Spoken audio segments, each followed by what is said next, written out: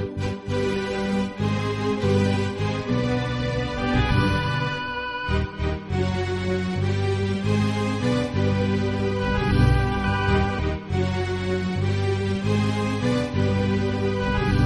الله الرحمن الرحيم. الحمد لله رب العالمين، وصلى الله وسلم على عبده ورسوله الأمين محمد النبي الأمي وعلى آله وأصحابه وأمته أجمعين.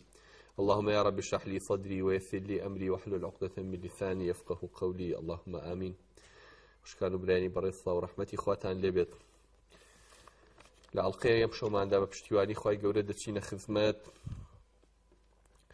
باسي كتير لباسك پانتاییکی زۆری لە فەرمودەکانی پێغەمبەر صلی الله عليه وسلم بۆ تەرخان کراوە کە ئەویش باسی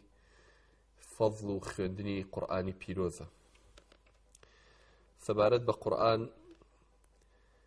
ئێمە هەمووی دەبزانین کە قورئان سەرچاوەی وەرگرتنی دینەکەمانە، پەتی شۆڕۆبووی پەروەردگارمانە لە ئاسمانەوە بۆ زەوی بۆ بەندەکانی. هەچ کەس دەست بۆ پەتەوە بگرێ دەیگەێنێتە لای خوا، هەچ کەسێ ڕێز لە قورئان بگرێ خوای گەورە ڕێزی لێکە، هەچ کەس قورئان بەرزکاتەوە خوای گەورە بەرزی ئەکاتەوە، هەچ کەس پشکاتە قورئان خوای گەورە پشتی ئەشکێنێ. خۆشەویستین شتێک لە لای خوا کە لەسەر زەوی و لە کەونا ئەمڕۆ هەبێت قورئانە، چونکە قورئان دروستکراوی خوا نییە، بەڵکو صیفەتێکی ئەزەلی خوایە،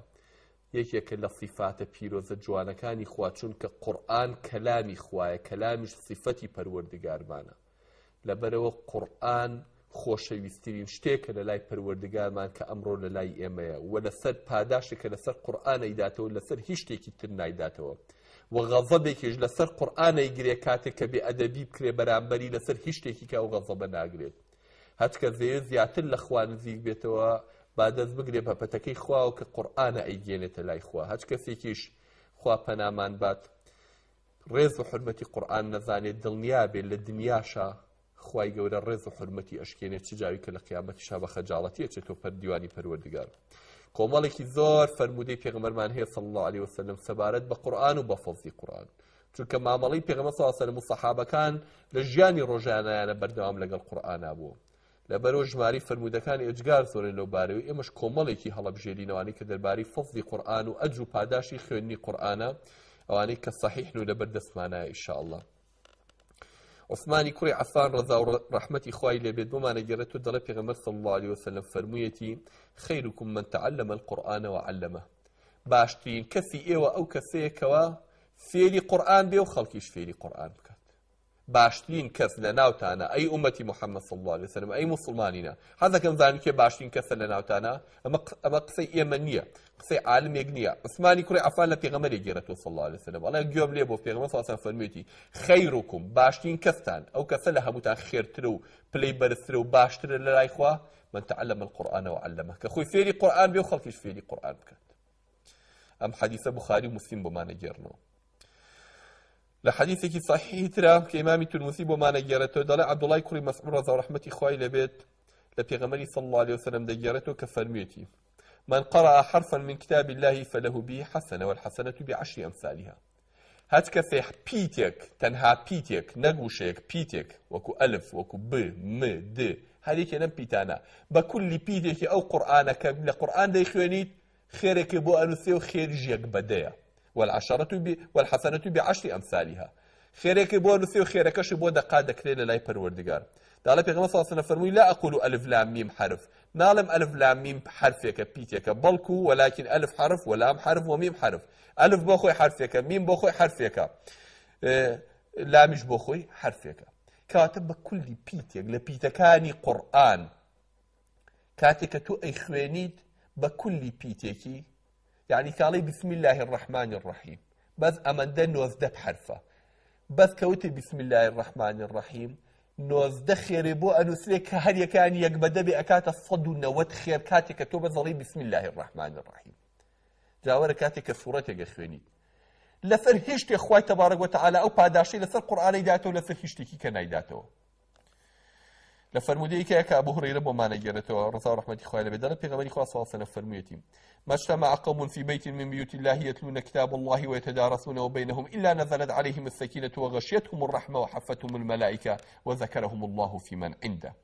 دل بيغمري صلى الله فرميتي هیچ کۆمەڵە مسلمانێک نییە لە ماڵێک لە ماڵەکانی خۆیان کۆ ببنەوە یەتلونە کیتاب الله قورئانەکەی خوا بخوێننەوە ويتدارسونه بينهم دراسەی کەن بیڵێن وەکو دەرس هەت کۆمەڵە مسلمانێک لە ماڵێک لە ماڵەکانی خۆیان کە مزگەوتەکانە کۆ ببنەوە بۆ خوێندنەوەی قورئان و فێرکردنی یەکتر و دیراسەکردنی إلا نزلت عليهم السكينة إلا هێوری خوا و ڕەحمەتی خوا دابارێ بەسەریانەوە غەشێتهم الرەحمە لە هەموو لایەکەوە ڕەحمەت چواردەوریان نەگرێ و دایانەپۆشێت وحفتهم الملائكة پۆل پۆل مەلایکەتەکان چواردەوریان لێگن و لە دەوریان کۆبنەوە وذكرهم الله في من عنده ئەمەی ئەخیرا لە هەمووی خۆشترە ئەفەرمێ خوای گەورە لە لای ئەو مەلایکەتانی کە لای خۆیەتی باسی ئەو کۆمەڵاکە ئەڵێ فریشتەکانم مەلایکەتەکان عەبدەکانم سەیرکەن ئەو کۆمەڵە مسلمانە و کۆمەڵە گەنجە لە ماڵەکەی منا کۆبوونەتەوە بۆچی قورئانە خوێنن باسی منەکەن یادی منەکەنەوە ئیلا لە مەجلیسێکی باشترە خوای گەورە باسییانەکە شانازیان پێواکە کە ئام عەبدانەی ئاوا کۆبوونەتەوە کەلامەکەی خوا ئەخوێن و فێری یەکتریەکەن ئافرین بۆ ئەو کەسەی کە بەشداریەکە هانەدا ئەم دەرسانە لە ماڵەکانی خۆیان بێ نەکبەتی واوەیلاش بۆ ئەو کەسەی کابێ بەڕێگر لە ئاسی وتنەوەی یاخود فێرکردنی قورئانەکەی خوایە لە ماڵەکانی خوایە عقبەی کوڕی عامر ڕەزا و ڕەحمەتی خوای لێبێ دەڵێ جارێکیان پێغەمبەری خوا صلی الله علیه وسلم هاتە دەرەوە بۆ لامان ئێمە لە سوفە بووین کە شوێنی بوو لە مزگەوتەکەی خۆی نزیک مزگەوتەکەی ئەڵێ پێی فەرمووین أيكم يحب أن يغدو كل يوم إلى بطحان وإلى العقيق فيأتي منه بناقتين كوماوين في غير اسم ولا قطع رحم جماعتي صوفە کۆمەڵی فەقیر بوون کە هیچ نەجیان هەبوو نەنانیان هەبوو نەکاسبیان هەبوو لای مزگەوتەکە کۆمەڵە هینیان بۆ دروستکەم و کەپر و ئەمانە لەویا ئەژیان ئێتر خەڵک خێرێکی پێکردن ئەگەر ئیشی هەبوو چون لە شوێنەکە کرد ئێتر ئەمە فەقیرە بێکەس و لانەوازن بێداما و بێدەسەکان بوون بێکەسەکان بوون لە ڕۆژی پێغەمبەر صلی الله علیه و سلم هات بۆ لامانوتی کامتان حەزەکە هەموو ڕۆژێ بچێ بۆ ئەو دەشتە لەگەڵ خۆیان لەو سەرەوە دوو شتری قەڵەوی خەپەی جوان بێنێتەوە لەگەڵ خۆیان بێ ئەوەی نەدزی و نە ماڵی کەس بێ و نە لە کەسی بردبێ و نە کەسیش پێی عاجز بێ هەموو ڕۆژ بڕوا دوو شتر بێنێتەوە یعنی وەکوی ئەمڕۆ بڵێ بڕۆ بۆ ئەو دەشتە و کولی ڕۆژێ دوو سیاری ئاخر مۆدێل بێنەرەوە کەسان حەزەکە وتیانە ڕای ڕەسوڵە جا کەسێ حەز بۆ نەکا بەبێ و عەزێت و بەبێ شتێ چۆن ئەمە یا ڕەسوڵە ئەمە بەس پێ چییە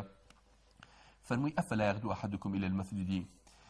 فيعلم أو يقرأ آيتين من كتاب الله عز وجل خير له من ناقتين وتي هەچ کەسێکتان بچێتە ناو مزگەوتەوە بەڕۆژ هەچ کەسێ بچێتە ناو مزگەوتەکەی ماڵی خواوە دوو ئاەت فێر بێ یا دوو ئاەتی قورئان بخوێنێ لەو دوو شترە بۆ باشتر کە بچێت لەو دەشتان ئاو دوو شتری دەستکەوە بە خۆڕایی بهێنێتەوە سێ ئاەتیش لە سێ وشتر باشترە چوار ئاەتیش لە چوار وشتر باشترە یعنی ئەوەی کە لە دنیای تۆ خەوی پێوابینی لە ماڵ و لە ڕزق و لە ڕۆزی بەبێ عەرک و عەزێت بۆ دەستکەوە بهێنێ بۆ لاو خۆشترین شتی ئەم دنیایە چێ بەنسبەت تۆ کە تۆ ئەگەر ڕۆژی بچی سیارێکی آخر مۆدێل آخر کەس نییە کولی ڕۆژێ بچێت سیارێکی آخر مۆدێل یا دوو سیاری آخر مۆدێل یا دە سیاری آخر مۆدێل کولی ڕۆژێ تۆ بێنیتەوە بۆ ماڵەوە بیفرۆشیت و پێی دەوڵەمەند بی دەی پێغەمبەر صلی الله علیه و سلم فێرمانەکە ئەڵێ کامتان چۆن مزگەوتەکەی ماڵی خواوە یەک ئاەت بخوێنە لە ماڵی خوایە یا فێری بە لە ماڵەکەی خوایە یا فێری یەکێکی بکە لەوە باشترە تۆ بچی کولی ڕۆژێک دەستکەوتێکی ئاوا گەورە دەستکەوێت دوو ئاەت لە دوان باشترە سیان لە سیان باشترە دە لە دە باشترە چۆن بۆ دنیا ئاوا دڵە پێسی و ملی خۆتی بۆ شکێنی دەبڕۆ بۆ ماڵەکەی خۆش دانیشە لەوێ دە ئاەتی قورئان فێر بۆ دە ئاەتی قورئان بخوێنە بە ئەو خێر و ئەجر و پاداشە بۆ ببێت ئەمەیان نابڕێتەوە پاداشەکە لای خوا بەڵام ئەویان هەرچێکیش بە پاتاڵێکی دنیای و بینێکە نامێنێت و لە دەست دەچێت لە فەرمودەیەکە کە ئەبوو موسای ئەشعەری ڕەزا و ڕەحمەتی خوای لێ بوانە گەڕێت و دەڵێ پێغەمبەر صلی الله علیه و سلم فەرموویەتی نمونەی ئەو کەسەی کە قورئانە خوێنێت ئیماندار نمونەی ئیماندارێک کە قورئانە خوێنێ ئەڵێ فەرمووی وەکو پرتەقاڵ وایە تامیشی خۆشە و بۆنیشی خۆشە نمونەی ئیماندارێک کە قورئانە خوێنێ وەکو پرتەقاڵ وایە بۆنەکەشی خۆشە و تامەکەشی خۆشە نمونەی ئەو ئیماندارەشی کەوا قورئان ناخوێنێ وەکو خورما وایە تامی خۆشە بەڵام بۆنی نییە ئیماندارە تامی خۆشە بەڵام بۆنی نییە قورئانەکە و بۆ نەخۆشەیە فەرمووی نمونەی کەسێکی منافقیش یا کەسێکی فاجر خراپەکار کە قورئانە خوێنێ وەکو ڕێحانە وایە بۆنەکەی خۆشە بەڵام تامەکەی تاڵە نمونەی کەسێکی خراپەکار دووڕوو منافق کە قورئانە خوێنێ قورئانەکەی هەر بۆنی خۆشە خەڵکی فادەی لێکە بەڵام خۆی تاڵە کەسەکە تاڵە چونکە ئیمانەکەی نییە و نمونەی ئەو کەسەشی کەوا منافق و دووڕوو خراپەکارە و قورئانیش ناخوێنێ وەکو نمونەی ئەو دیاتاڵە وایە و حەنزەلە وایە گشکی پێوتێکی پێوتێ لە کوردەواری خۆمانە کە بۆنەکەشی کە تامەکەشی تاڵە بۆنەکەشی خوا پەنامان بە تاڵ و ناخۆش کەواتە قورئان ئەگەر کافرێکیش بخوێنێ هەروکو ڕێحانە چۆن بۆنەکەی خۆشە و خەڵک ئیسفادەی لێکا خەڵک ئیسفادەی لێکا و بۆنێکی خۆش بەڵێ لە فەرمودەیەکی ترە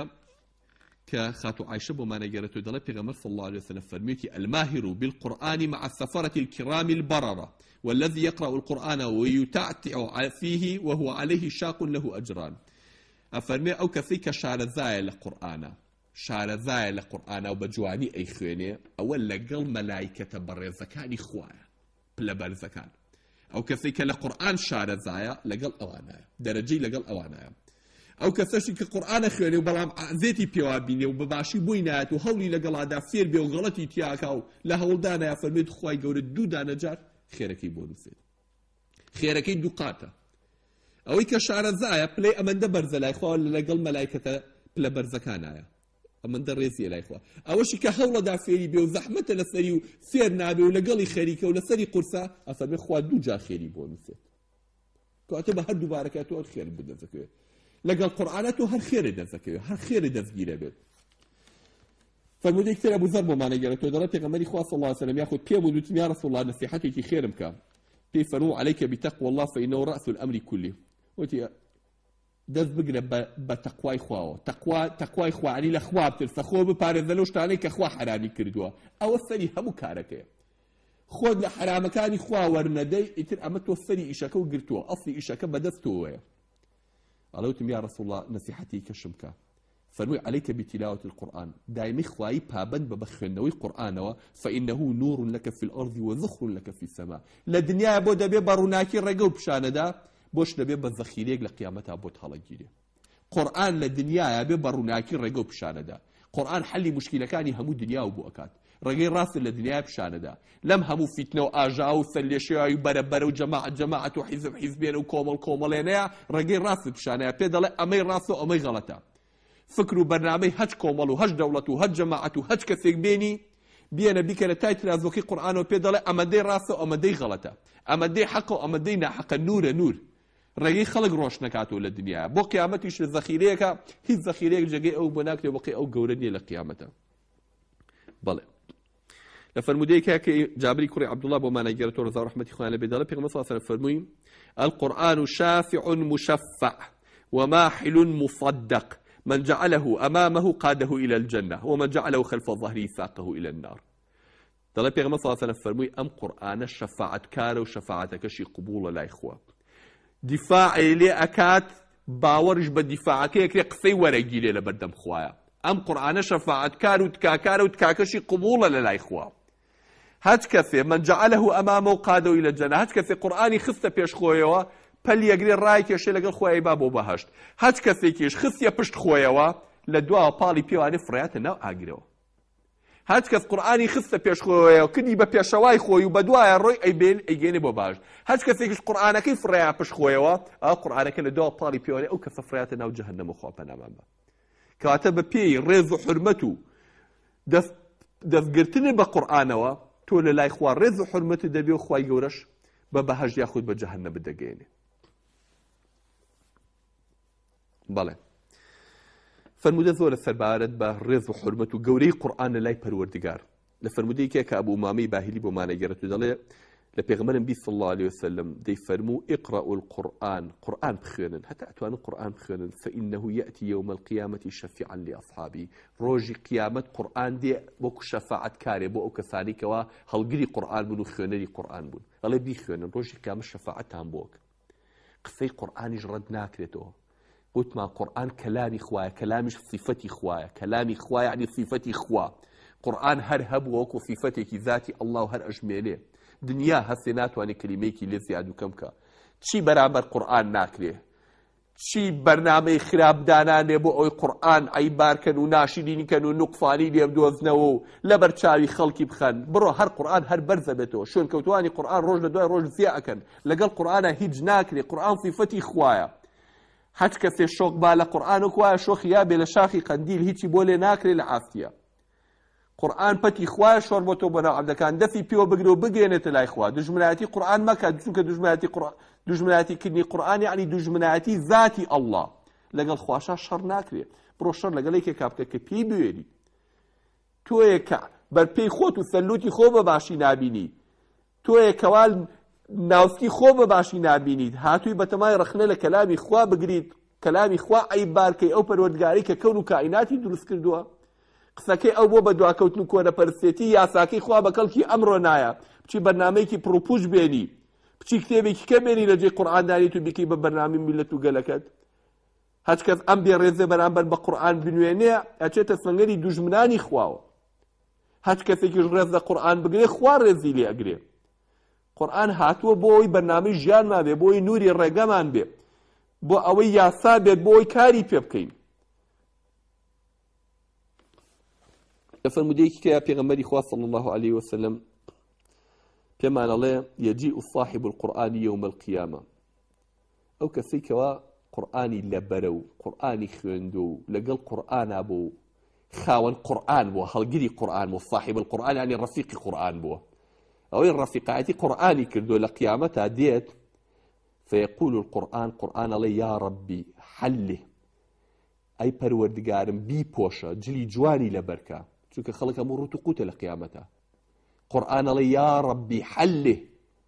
حولیەی بکە بەبەرە پۆشاکی بکە بەبەرە دای پۆشە فەیولبەس تاج الکەرامە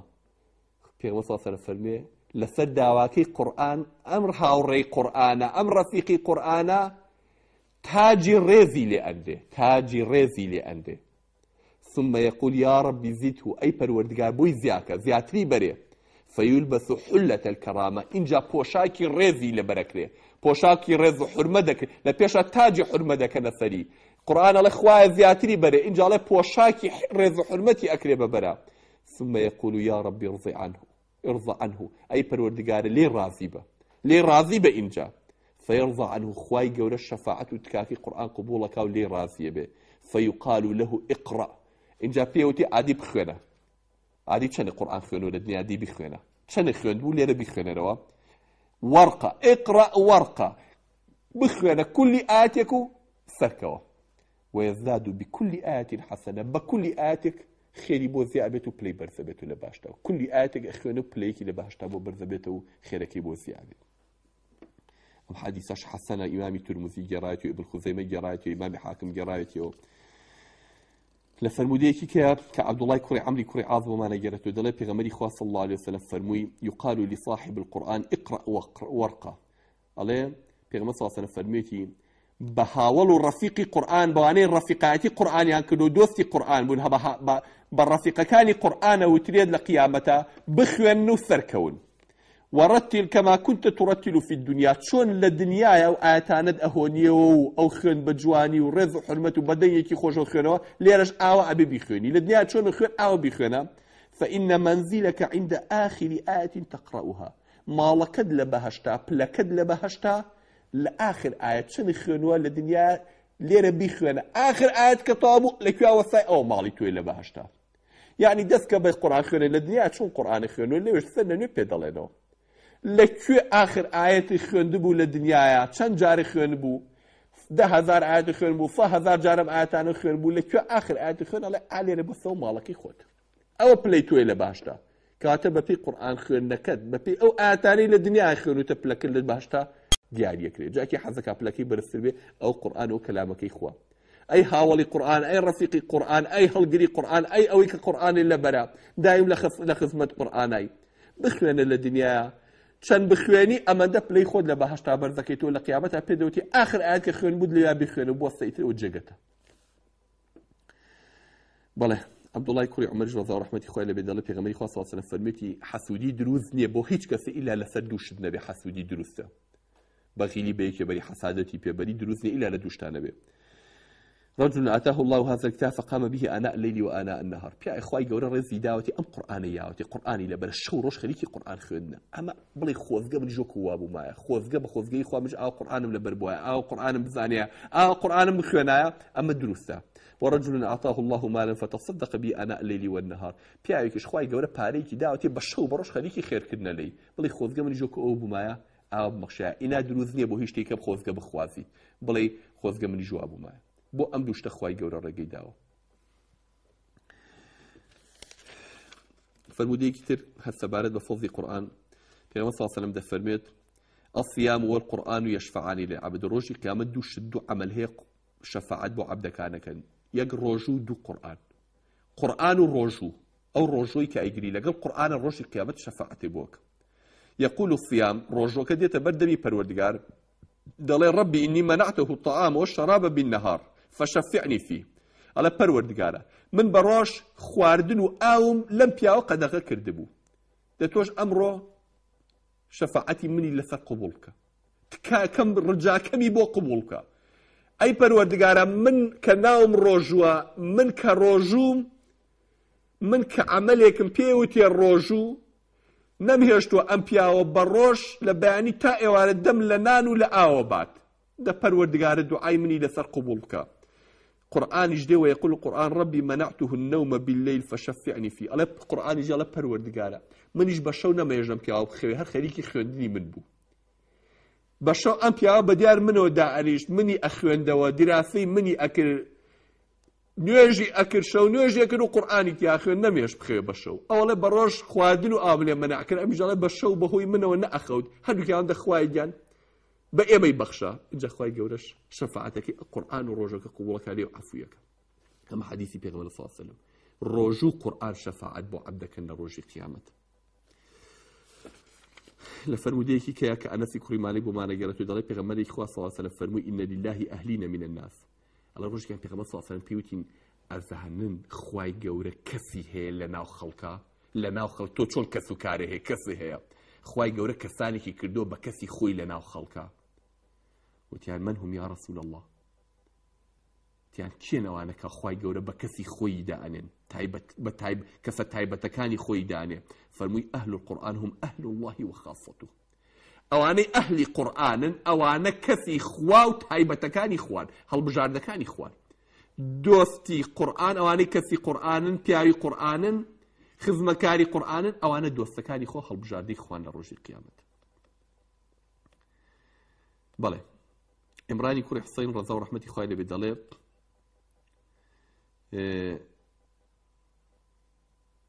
گوێم لە پێغەمبەری خوا بە صلی الله عليه وسلم دەیفەرموو من قرأ القرآن فليسأل الله به هەچ کەسێ قورئانی خوێن با بەو قورئانە مەبەستی بەس خوا بێ و لە خوای بێ بپاڕێتەوە کە قورئانە خوێن بۆ خوای بخوێنە و لە خوای پێ بپاڕێنەوە بەو قورئانە داوای نیعمەتەکانی خوا بکە داوای ڕەحمەت و لێبوردەی خوا بکە بۆ گوێ لەمە بگرن.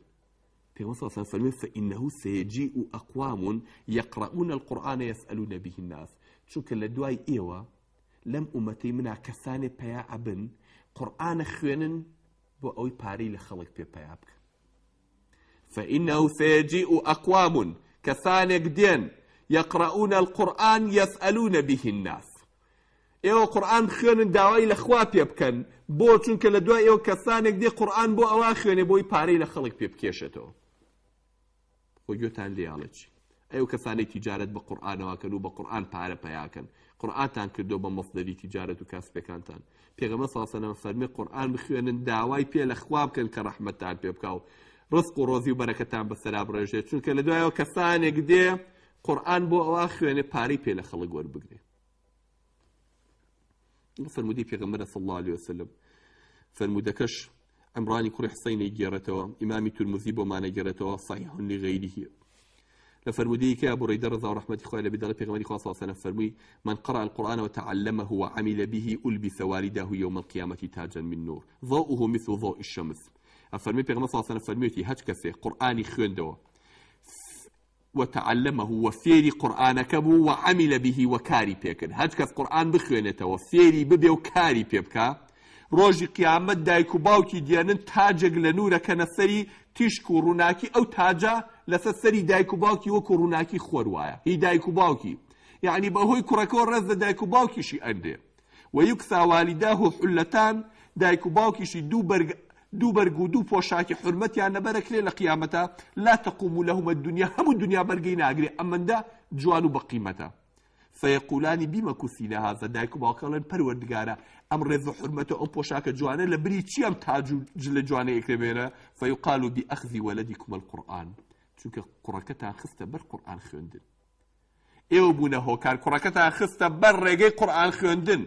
ناتان بۆ ئەو شوێنەی فێری قورئان بێ لێ بۆیە ئەم پاداشەش لە ئێوە ئەدرێ جا حەج دایک و باوکێ گوێی لێ بە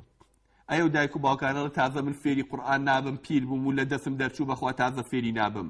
نا هێشتا مەجالەکە و ماوە کوڕەکە بنێرە مناڵەکە بنێرە با فێری قورئان بێت فێری کە کاری پێ بکا و عەمەلی پێ بکا و بیخوێنێت ڕۆژی قیامەت تۆ تاج و جل و بەرگی حرمەت و ڕێز لێ ئەندێ جل و بەرگێک کە پێغەمبەر صلی الله علیه و سلم فەرمێت تاجێک ڕووناکیەکەی لە ڕووناکی خۆت جوانترە جل و بەرگێکیش هەموو دنیا لە ئاسیا ناوەسێ ئەمەندە بە قیمەت و ئەمەندە نایابە کە ئەڵەی بۆچی پەروەردگارەڵە چونکە مناڵەکە خستە بەر خوێندنی قورئان ئەمە حەدیثی پێغەمبەرە صلی الله علیه و سلم أبو هريرة رضي الله رحمته خواه إلى بدل بيغمبري خواه صلى الله عليه وسلم فرمي من قرأ 10 آيات في ليلة لم يكتب من الغافلين هاتش كذا الشبكة دا آيات القرآن خونه أو كسل لا إخوان لنا لغافل كان أثرته يعني غافلني ما دام دا آيات خونه أم شو دا آيات خونه للشبكة لغافل حساب ناكري اللي بآجا كان كآجا لأخوة ولدين ولقيام الدنيا لفرموديك يا بيغمبر صلى الله عليه وسلم فرمي من حافظ على هؤلاء الصلوات المكتوبات لم يكتب من الغافلين ومن قرأ في ليلة 100 آية كتب من القانتين الله بيغمبر صلى الله عليه وسلم فرميتي أو نوجه فرضانا هج كس كردي خواي قرنا إلى قائمة غافلة كان سرته وهج كس يجي للشبكة صد آية خونه للا إخوان لقانيت كان يعني وكثاني كمل كتش إخوان نايجت أو قائمة هج كس للشبكة صد آية خونه نايجت قائمة قانيت كان يعني وكثاني كمل كتش بو پروردگاريان لفرموديك هل أبو هريرة بما نجرته دلت بيغمبر صلى الله عليه وسلم فرميتي إذا قرأ ابن آدم السجدة فسجد اعتزل الشيطان يبكي هات كاتي عبدك قرآن خيوني مسلمانك قرآن خيوني قالت أو شونيك سجديتي تو سجدابي بوخوا أو آتيك سجديتي سجدابي الله رك شيطان يتقول لا خليك أعتقد الزكاة بقريان لداخل الله يا ويله يا ويلي أمر ابن آدم بالسجود فسجد فله الجنة وأمرت بالسجود فأبيت فلي النار الله يا ويلا أبو من أم كأنوي آدم أم كأبرايا أمري بيكرا سجدة بريو سجدة بر بخوي تباشتوا من أمر بيكرا سجدة بر منبر منش ما أجرو شيطان وقت يبيت تخي كاتي كوا مسلمان يجبين سجدة بو پروردگاري با لكاتي قرآن خوندن كاتا قرآن براسي كلا لجورتين درجاكاني خير والرحمة هج كسيك أيوت بقى برحمتي خوا بفضل خوا بەلێ بوردەیی خوا بە ئەجر و پاداشی گەورەی خوا با لە دەرگای قورئانەوە بچێتە ژوور چونکە دەرگای قورئان ئەو دەرگایە کە تکاکەی ڕەت ناکرێتەوە قورئان ئەو شەفاعەتکارەیە کە تکا و ڕەجاکەی بۆ عەبدەکان لە ڕۆژی قیامەتا ڕەت ناکرێتەوە لە لای پەروەردگار فرمودەکانی قورئان ئێجگار زۆرن بەڵام ئێمە ئینشەڵڵا لەم شەوە بە مەندە کۆتایی پێدێنین ئەگەر ماین و نەمردین ئینشەڵڵا لە ئەڵقەی داهاتوە فەڵزی هەنگێک لە سوورەتەکانی قورئان و هنگ فضی تری قرآن ان شاء الله لخدمت جناب تانا بازكين اگر خوای گەورە بمان هێڵێ تا ئەڵقەی داهاتوو خوای گەورە یار و یاوەری هەمومان بێ اقول قولي هذا واستغفر الله لي ولكم وصلى الله وسلم على عبده ورسوله الامين محمد وعلى اله وصحبه اجمعين والسلام عليكم ورحمه الله وبركاته.